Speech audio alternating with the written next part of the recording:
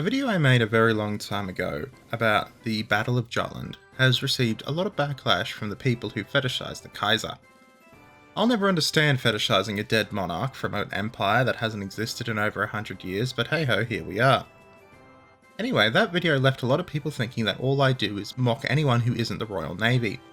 Be it the German Navy, be it the Russian Navy of course, be it the Chinese Navy, coming soon TM, or be it anyone who is not British, because I'm clearly a gap-toothed Anglo from England who only posts English propaganda.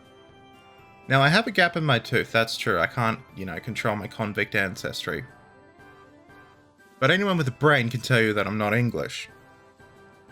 And something you might not know is actually what got me into naval history in the first place, other than HMS Victory, of course, which I've said a few times, is the stories of the German raiders from the First World War. Stories that rump at your imagination and make you think, wow, it's an age of piracy all over again. One of those, obviously, for being an Australian, is none other than the SMS Emden. The Emden is probably one of the most important naval stories in Australian history, but it's also an amazing story in German history. It's where our two sort of sides coalesce and come together in a clash that, although it only lasts a few minutes, will always be remembered in the history books. And yes, the Russian Navy makes a cameo in this episode, so enjoy.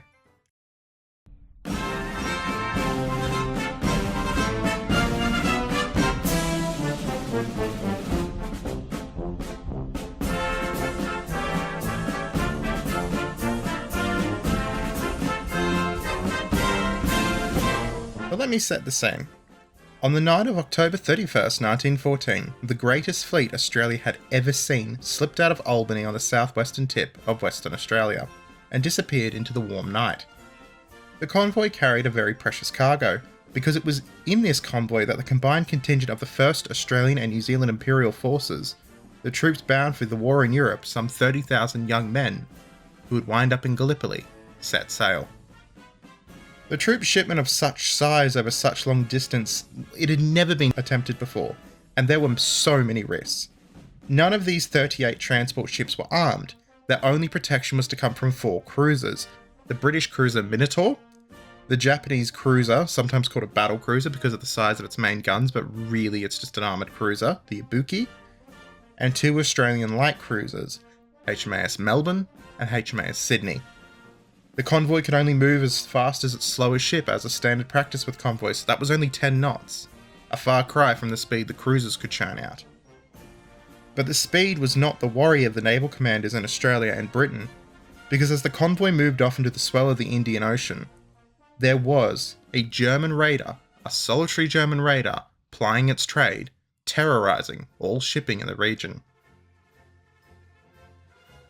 The transports themselves had been chartered by the Australian government from amongst the largest ships in Australian ports at the time: passenger liners, wool and meat and butter carriers, export ships, cargo ships, you name it, slap some beds on it, call it a transport.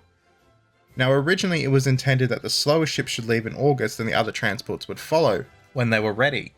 But the British Admiralty knew that German warships were somewhere near the probable route, and until they were either hunted away or sunk, the transports could not leave without a convoy escort.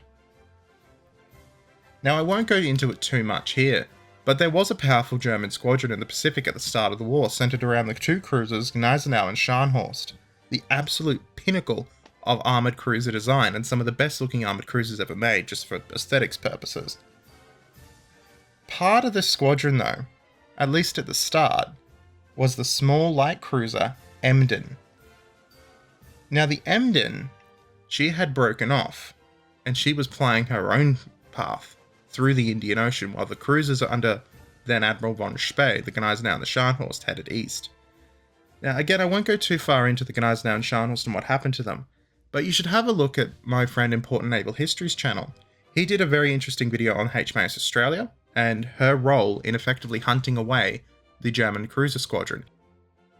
An Australian wireless station on the northwest coast had heard some German wireless plant calling for the Emden on the night of the 4th of October, and then again on the morning of the 10th, but there was no sound from the Emden.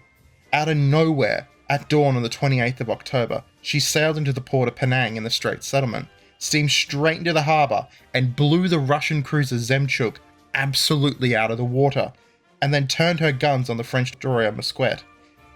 The HMS Hampshire and the HMS Yarmouth were sent to hunt her in the Indian Ocean, while Japanese cruisers believed that they were getting closer and closer as they plied towards the Sunda Strait near Sumatra. But the Emden was nowhere to be seen. This was the position of the Emden and the fear that she was eluding as the convoy left Australia. It was arranged by the Australian government that the transports should be concentrated on the Western Australian coast by the 3rd of October, but as that date approached, there was no news of where the German squadron, the whole Pacific Squadron, was, or more particularly, where the Emden was. The most dangerous part of the convoy's route would be the part in the Indian Ocean that stretches between the Cocos Islands and what was known at the time of Colombo. The Cocos Islands lay about midway between Australia and Ceylon, now called Sri Lanka. Because of their geographic situation, they formed the station for the Eastern Extension Telegraph Company. This station, and the position of the islands directly upon the main trade route from Australia to India and Europe, gave the Cocos Islands an importance in the overall strategy of ensuring British dominance in the Indian Ocean. Basically, if you wanted to get messages to Australia via the wireless from India, British India at the time, you needed the Cocos Islands. Many precautions were taken to prevent the convoy from being sighted, especially at night though, when a hostile cruiser may have approached unseen. And let alone from land, of course. You don't want anyone on land to see this squadron. At the beginning of the voyage, the 38 ships were only allowed to carry, after dark, their red and green navigation lights and their stern lights, and only the leading ship in each division carried a masthead light. All other lights were to be fully screened or completely turned off. The cargo steamers followed these precautions really well, and they were quite effective. You could barely see them at night, but the problem was the passenger liners, such as the Orvieto carrying the general and the staff, they twinkled like floating hotels every single night. You could see a line of them at sea. Towards the end of the first week though, the naval officers started to win out over the army officers, and the suppression of lights began to be enforced very strictly. Orders were given to each ship that the hoods must be prepared for their stern lights so that, should it be needed, these could be directly screened from sight and would merely cast a small glow on the water for the ship behind to follow. The intention was that when the ships would pass Cocos Islands, all lights should be extinguished except for these tiny little lights on the sterns of the ships, just giving that tiny glow for the ship behind to steer, but being impossible to see from anyone else at a distance. The officers of the merchant service, who were the masters of the ships that had been told, hey, you're now transporting soldiers, were extremely nervous and anxious to steer without all their navigation lights, understandably so, and attempted to defer the date in which this order would be given as much as possible. In order to avoid betraying the convoy, no high-power wireless telegraphy had been allowed since the ships had left Australia. Only the cruisers and the leading ships in each line were permitted to use their wireless, and even then, they were only allowed to use short-circuit buzzer systems, which could only be picked up at no greater distance than 15 miles, which you could see pretty clearly from the mastheads. Despite all of these precautions though, there were several factors that were really nerve-wracking for the officers in charge. The Japanese cruiser Ibuki, for example, well, she ate coal like it was going out of fashion, and her coal just spewed a giant cloud that followed her for miles and miles and miles and miles. By day, it's estimated the Ibuki's smoke could have been visible for at least 40 miles. And then there was one incident on the 5th of November which could have ended very seriously when the Orient steamer, the Osterley, carrying the Australian mail and passengers to England, appeared on the horizon just astern of the convoy. The Osterley sped up and overhauled the fleet, which could only travel at 10 knots, and as sunset passed close to the starboard column, while she was signalling her good wishes, and another signal was noticed flashing from her upper decks, and apparently it was a passenger with an electric torch on the Osterley that read, "We have on board a German barber from the Omra."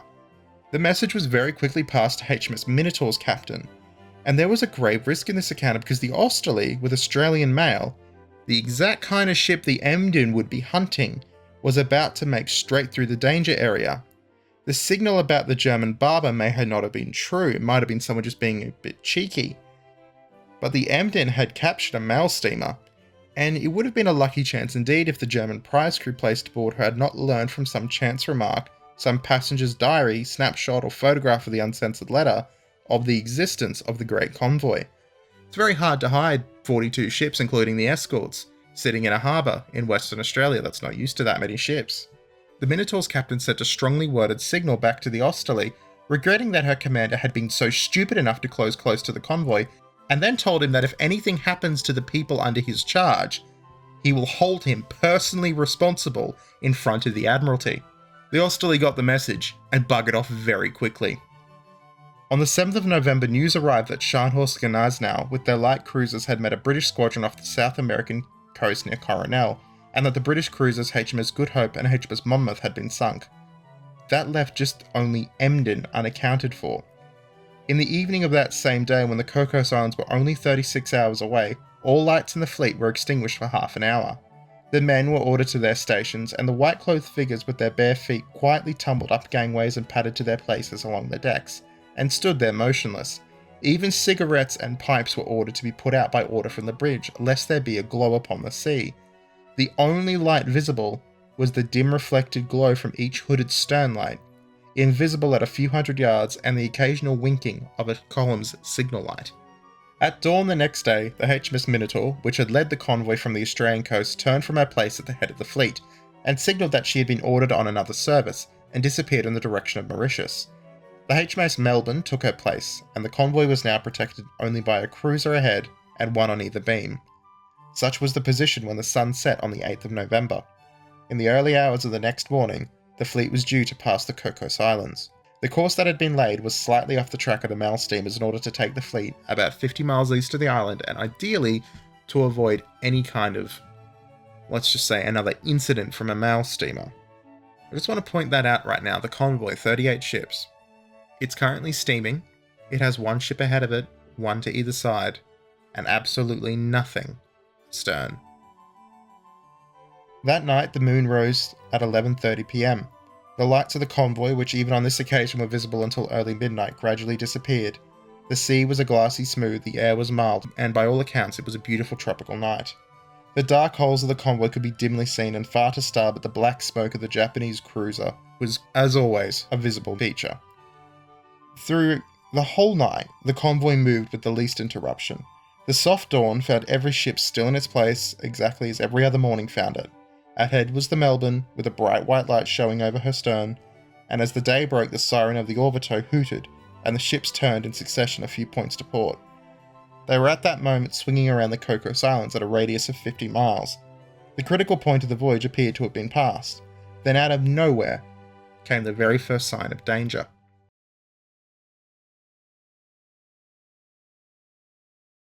At 6:24 am, wireless operators of many of the ships suddenly received a short message. It was very loud and very clear. It began with a certain call sign and was addressed to some ship or station which the operators had no idea about. It simply said, Kativ Batav. About 2 minutes later, the same signal was repeated. Immediately, the wireless station of Cocos Island was heard calling, "What is that code? What is that code?" To this there came no answer. But at 6:29, the same unknown call was made once. One more time. Kativ Batav. The next signal overheard was that of the Cocos Islands calling HMS Minotaur, but no answer was heard from HMS Minotaur, because the Minotaur was well on her way to Mauritius and out of range. Cocos Island then called again and added, "Strange warship approaching." Still, the Minotaur did not answer. Then came one general call from Cocos Island, "SOS, strange warship approaching." From that time, no further word arrived to the convoy. Immediately, HMAS Melbourne left her place at the head of the convoy and started on a direct course for the Cocos Islands with smoke pouring from every funnel as she began to work up speed. When her commander, MLE Silva, realised to his mortification that as officer in charge of the convoy, his duty was to stay by the transports for whose safety he was solely responsible. He begrudgingly swung Melbourne back into her place at the head of the convoy and signalled to HMAS Sydney, commanded by Captain JCT Glossop, to make for Cocos. Within an hour, Sydney had disappeared over the horizon, a thin black smudge of smoke just all that remaining of her existence, as she steamed west. On Direction Island, Cocos, the staff of the wireless station watched helplessly as the strange vessel flying the German flag hove to and dispatched an armed landing party. It was the Emden, commanded by Captain von Müller, and it was there for one reason: to put the wireless equipment out of action. The whole fleet had seen the Sydney leave, and every man knew that she had gone to meet some ship of the enemy. The usual parades were being held on the decks of the transports. Knots or lines of men were crowded into narrow spaces, being drilled and lectured by their officers. But no one was really paying attention, because their eyes were all staring off into the distance, to where the Sydney had faded into the horizon. A couple of times a sound, which they thought to be the beating of a big drum, was heard by the troops drilling on the forecastle of the Omra, a distinct enough sound to be remarked upon by the non-commissioned officers in charge, but there was no sign of any vessel approaching. At about 9:40 am, HMAS Melbourne was seen moving from her place at the head of the convoy out to the far port beam, in order to protect the convoy from attacks from the side. Someone then shouted, "Look at the Ibuki!" The Japanese ship was moving across the bows of the convoy to join the Melbourne, and the smoke was pouring from her funnels like a giant blanket, more thickly than ever, tumbling away in rich creases and forming a dense background. Her decks were completely naked, her upper works were neatly padded with rolled hammocks, and a few white figures moved about her. Aloft at her peak, against the black cloud, she raised the largest flag many of these men had ever seen in their life, a huge rising sun. As she passed ahead of the fleet, she broke from her mainmast another second-grade ensign, a huge battle flag. She was moving very, very fast and punching great masses of white out of the dark water. When she reached the Melbourne in the distance, she was seen to turn towards and head for the horizon, and she signalled the convoy in Melbourne, "I wish to go help Sydney." But the captain of the Melbourne refused permission, understandably so considering he had a convoy to protect, and the Ibuki, very annoyingly mind you, resumed its convoy position. At 9:30 am, the news came from the Sydney, then not far beyond the horizon, that she had sighted an enemy ship. At the same time, the Emden had sighted an approaching cruiser. Without waiting to retrieve his landing party from the island, von Müller put back to sea. He had been caught off guard and could not avoid an engagement. Shortly after 9:30 am, the German captain gave the order: clear the ship for action. The cruiser approaching the Emden at full speed was at first thought by the Germans to be the English light cruiser Newcastle.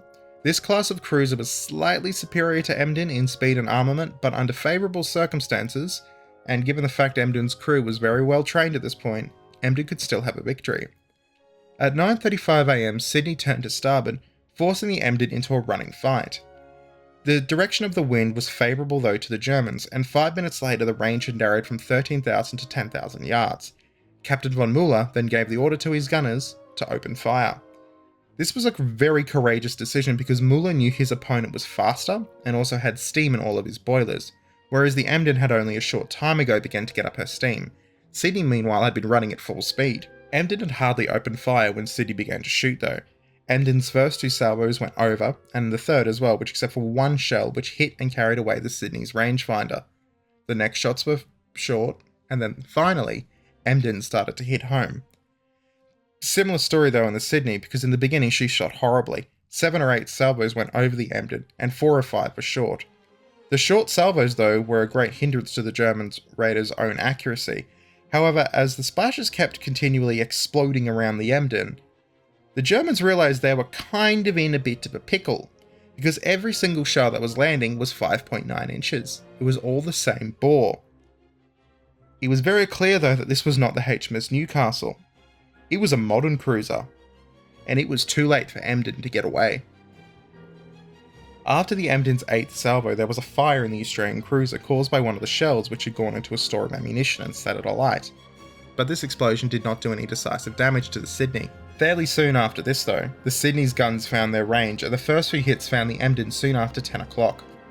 The first shell striking the wireless cabin, which completely disappeared, and nothing has ever been found of it since. The men on duty in the wireless cabin were completely killed outright, and the second shell exploded near the conning tower between the foremast and the afterside of the forecastle. One of the splinters actually hit the helmsman in the left forearm and wounded him severely, although the arm was quickly bound up and the helmsman refused to leave his station. Almost at the same time, a shell landed just forward of the conning tower with a very considerable effect. The gun's crews on the forecastle were disabled along with some signalmen. No help could be brought to the wounded as the first aid party were now fully occupied elsewhere, and the rest of the ship's company was so tied to their post, remembering that part of the Emden's company was ashore, so they were already undermanned, that no one could come and help them. Now that Sydney was shooting well, hit after hit ran into Emden. Almost every minute news reached the conning tower of a disablement of a gun or someplace near one. Soon afterwards, the electric transmitters for the guns on the Emden stopped working, and Sydney now had command of the situation. With her advantage in guns and speed, she could hit the enemy ship without running into any danger, or sustaining any damaging hits from Emden. With Emden's 4.1-inch guns, the greatest range at which effective shooting could be carried out was 7,600 to 8,700 yards. And if her opponent maintained a greater distance, she wasn't going to hit a thing. Sydney's 5.9-inch guns were well and truly in range outside of this small window. Further casualties began to be reported on the Emden, and then both safeguards of her electric lighting were shot away. The steering telegraph and her steering gear in the conning tower both broke down, and some minutes later the foremost funnel received a full hit, which completely threw it over to port. Ammunition for the Emden's guns was now only getting to them sparely, single shots at a time if they were lucky. And the guns themselves, although they were intact, their munition hoists were completely shot away, so that only after great efforts could ammunition be physically hauled up onto the deck by the crew. At many of these guns, though, there was now only a single unwounded man who manned his gun in the face of death, but still shooting as his captain ordered. The heroic German sailors did keep their post to the bitter end, showing immense bravery, and several worked, in spite of severe wounds amongst them, to a man who had his right arm completely shot away, but continuing to man his gun as if nothing had happened. We hear many stories about the immense bravery of British and Australian sailors during the wars, but it is very worth pointing out here that the German sailors showed immense courage during this unwinnable fight. At 10:05 am, Emden's steering gear again broke down, and the navigating officer and a few men rushed aft to get to the hand steering gear. However, nothing answered, and when this had been reported to the conning tower, steering was carried on by means of adjusting the ship's screws. When Captain von Mueller saw that his guns had been overcome, his ship was on fire, she could not steer, she could not move, and his crew was dying. He tried, as the Emden's last hope, to get near enough to Sydney to be able to try a torpedo strike. But it proved impossible, because the speed of Sydney, which at times reached 27 knots, prevented Emden from getting even remotely within torpedo range. The captain of the Sydney, Captain Glossop, knew exactly what the Emden was doing, and he kept her distance as far as he could.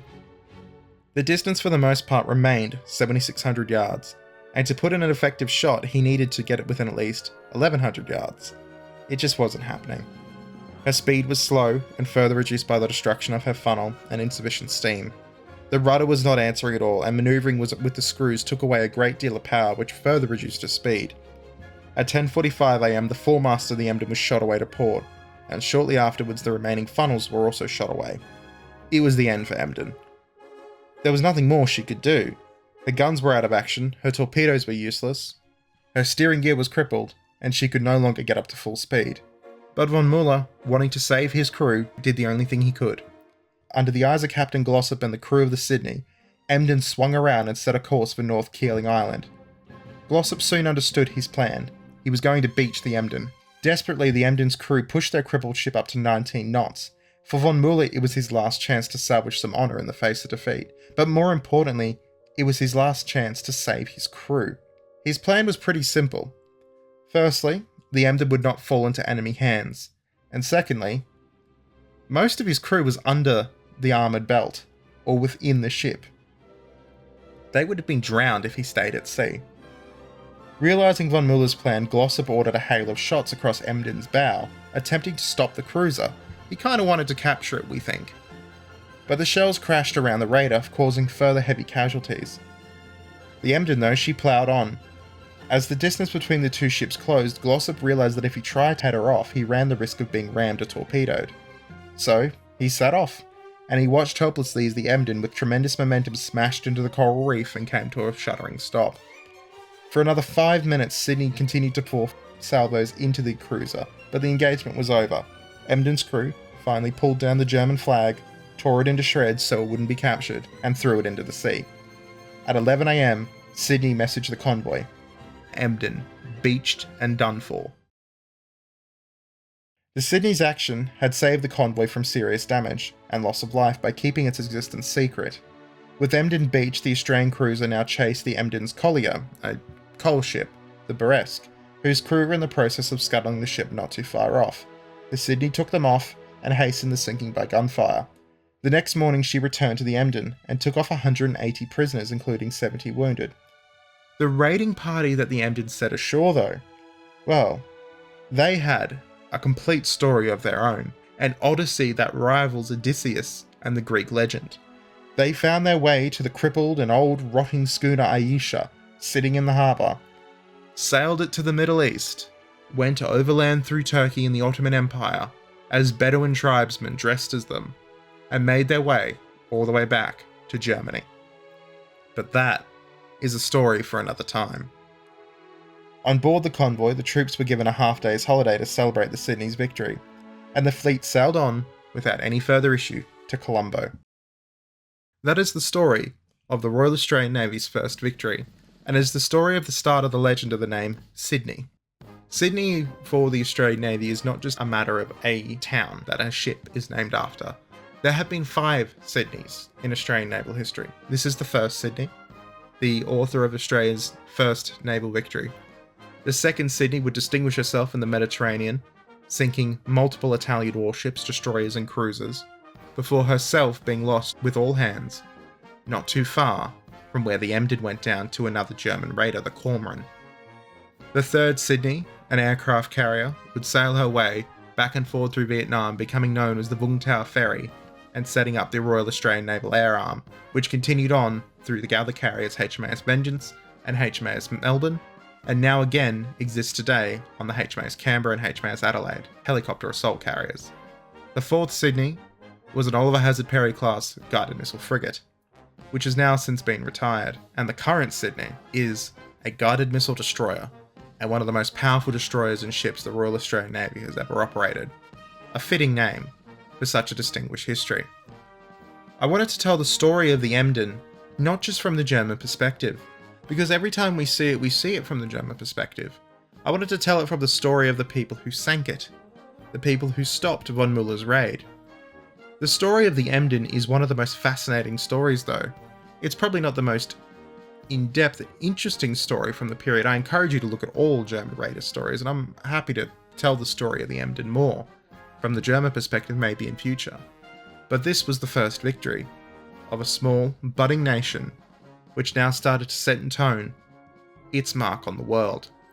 And the Emden, she entered legend herself. A ship that broke away from her admiral's little flotilla, sailed out into the Indian Ocean, and terrorized the trade routes.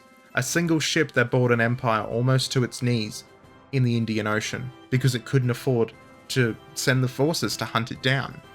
The Emden, she was prepared and able to destroy that convoy, to wipe out the 30,000 on it.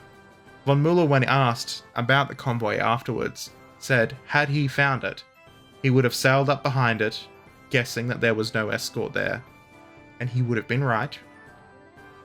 And then he would have fired off torpedoes and guns until he was eventually sunk, knowing that he would have gone down, but he likely would have destroyed 30,000 troops destined for the Western Front. And when you consider that it was 200,000 Australians, along with the Americans and British at Le Hamel who kicked off the 100 Days Offensive a couple of years later, you have to wonder, what could the Emden have achieved if she wasn't stopped? Anyway, thank you all for coming to my latest installment of I Forcefully Feed You Australian History in the guise of other histories, even if you don't like it or know about it. Hope you enjoyed it. I just want to take a little different take on the story of the Emden. Now, I am going to do more stories on German raiders during the First World War. Probably not the Second, because everyone kind of knows about the Second, but the First World War is very underrated for German raiders. The only difference is, this time, I'm not starting a series with only having one script written. Not referring to the space race at all. Not referring to the space race series at all. No, I've actually written about 6 scripts for this series, so you'll see them released over the next year. Just stories that I find interesting, be it the Karlsruhe, or the SMS Wolf, or the SMS Moe, Ziadler. These are all German stories that we have largely forgotten, but I personally think they're some of the most interesting stories from the First World War to come out. But that's a story, like with the Emden's crew and their odyssey, for another time. Like, comment, subscribe, and I'll catch you next time.